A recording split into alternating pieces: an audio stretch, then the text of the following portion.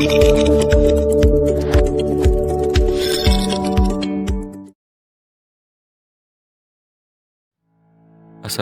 warahmatullahi wabarakatuh. Salam sejahtera bagi kita semua. Halo teman-teman, kami dari kelompok 1 kelas TIFA 2020 akan memaparkan materi mengenai penyakit hipertensi. Apa sih itu hipertensi? Dan aspek-aspek apa saja yang perlu diperhatikan dan sangat penting di dalamnya? Berikut akan kami paparkan dalam pemaparan materi sebagai berikut. Apa itu hipertensi? Jadi, hipertensi didefinisikan sebagai peningkatan tekanan darah arteri yang berlangsung dalam jangka waktu lama atau persisten, di mana pasien dengan tekanan darah diastolik kurang dari 90 mm air aksa dan tekanan darah sistolik lebih dari 140 mm air aksa. Adapun patofisiologi terbagi atas dua. Yang pertama itu hipertensi sekunder. Terbagi atas yang pertama pheochromocytoma, sindroma Cushing, hipertiroid, hiperparatiroid, aldosteronisme primer, kehamilan, dan peningkatan tekanan intrakranial dan koartasi atau penyempitan aorta. Dan adapun hipertensi primer itu yang pertama kelainan humoral atau renin angiotensin aldosteron, hormon natriuretik atau hiperinsulinemia. Kedua, gangguan patologis pada SSP.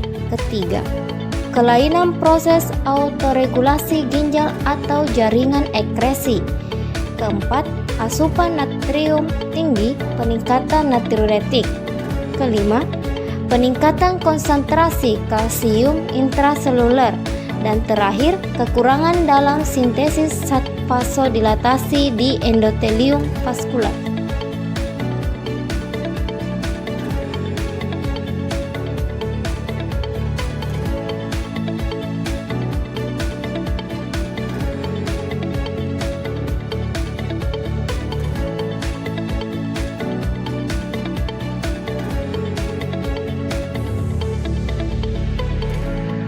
Adapun tanda-tanda klinis hipertensi terdiri atas subjek dan objek. Subjek sendiri yaitu adanya gejala simptomatik, sakit kepala proksimal, berkeringat, takikardi, palpitasi, pusing ortostatik atau sinkop, adanya kejang otot dan merasa lemah bisa muncul, beratnya bertambah, poliuria, edema, menstruasi tidak teratur, dan sering muncul jerawat atau otot yang lemah.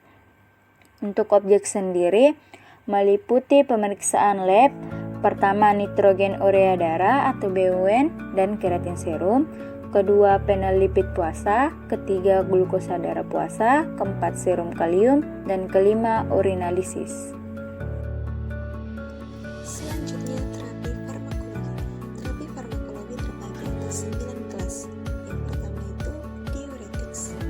Diuretics terbagi atas 5 kelas. Yang pertama diazid, contohnya adalah chlorphalidon dan furosemid.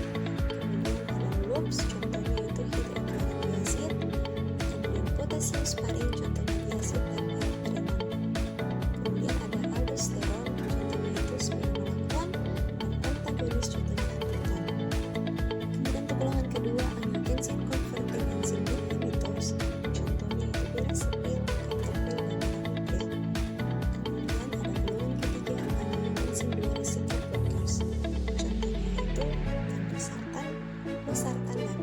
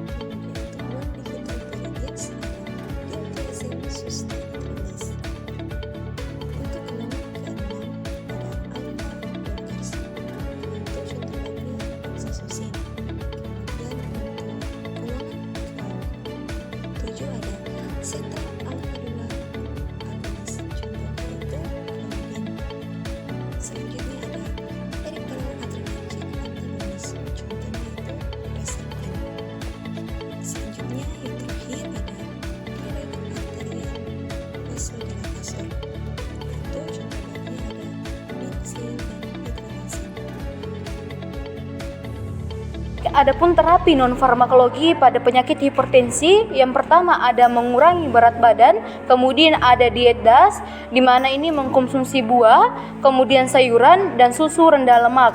Kemudian ada pembatasan natrium atau mengurangi asupan garam, dan yang terakhir merupakan olahraga yang teratur. Compelling indication untuk pasien heart failure atau gagal jantung dapat diberikan golongan obat diuretik and ACE inhibitor. Namun jika belum sembuh dapat diberikan golongan beta blocker. Dan jika masih mengalami penyakit yang berulang, maka dapat diberikan golongan obat ARB dan aldosterone antagonis. Untuk pasien dengan post myocardial infarction atau penyumbatan lapisan jantung, pasien dapat diberikan golongan obat beta blocker and ACE inhibitor. Namun jika belum mengalami penyembuhan, maka dapat diberikan aldosterone antagonis. Untuk pasien dengan high coronary disease risk atau penyakit koroner tinggi, pasien dapat diberikan golongan obat yaitu beta blocker. Namun jika pasien masih belum mengalami penyembuhan, dapat diberikan golongan obat ACE inhibitor, CCB, and diuretik. Kemudian untuk pasien dengan penyakit diabetes mellitus dapat diberikan golongan obat ACE inhibitor or ARB. Namun jika pasien masih mengalami sakit yang sama, maka dapat diberikan golongan obat diuretik. Dan bila mana pasien belum mengalami penyembuhan, maka dapat diberikan beta blocker dan CCB. Untuk pasien dengan penyakit kronik kidney disease atau penyakit ginjal kronik, pasien dapat diberikan golongan obat ACE inhibitor or ARB. Dan yang terakhir, pasien dengan riwayat recurrent stroke prevention atau penyakit stroke berulang, pasien dapat diberikan golongan obat diuretik and ACE inhibitor. Slide selanjutnya yaitu initial drug therapy choice. Terbagi menjadi dua, yaitu no compelling indication dan compelling indication. No compelling indication terbagi menjadi dua stage, yaitu stage 1, hipertensi systolic blood pressure atau tekanan darah sistolik itu 140 sampai 159 mm per Hg, atau diastolic blood pressure 90 sampai 99 mm per Hg. Maka pasien dengan stage 1 dapat diberikan golongan obat thiazide tipe diuretic foremost, may consider ACE inhibitor, ARB, beta blocker, CCB or combination. Kemudian untuk stage 2, hipertensi systolic blood pressure lebih di atas 160 dan diastolic blood pressure yaitu di atas 100 mm Hg. Adapun golongan obat yang dapat diberikan untuk pasien yaitu 2 drug combination foremost, usually a thiazide type diuretic with an ACE inhibitor or ARB or beta blocker and CCB. Selanjutnya untuk compelling indication, pasien dapat diberikan golongan obat spesifik atau specific drug for the compelling indication. Other antihipertensi drug yaitu diantaranya diuretik, ACE inhibitor, ARB, beta blocker, CCB, used as needed. Adapun interaksi obat yang pertama, beta blocker ditambah verapamil dan diltiazem dapat menyebabkan kondisi atrium ventricle terganggu. Dan yang kedua ada diuretik ditambah digoxin dapat menyebabkan aritmogenik. Dan yang terakhir ada diuretik ditambah ACE inhibitor dapat menyebabkan terjadinya hipokalemia dan hipotensi. Adapun kontraindikasi yang pertama yaitu golongan diuretik, yaitu gagal ginjal, anuria, ibu hamil dan menyusui. Untuk golongan ACE inhibitor yaitu stenosis arteri, renalis bilateral, riwayat angioedema yaitu captopril, ibu hamil dan menyusui. Untuk golongan angiotensin reseptor blocker atau ARB yaitu stenosis arteri, renalis bilateral, hiponatremia, contohnya irbesartan, ibu hamil dan menyusui.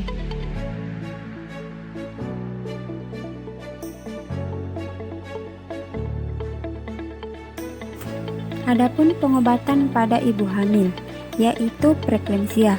Apa sih itu preeklamsia? Nah, preeklamsia didefinisikan sebagai jika tekanan darah berada pada 140 atau 90 mm Hg yang muncul setelah 20 minggu kehamilan yang disertai dengan proteinuria onset baru yang kurang dari 300 mg per 24 jam, dapat menyebabkan komplikasi yang mengancam jiwa bagi ibu dan janin.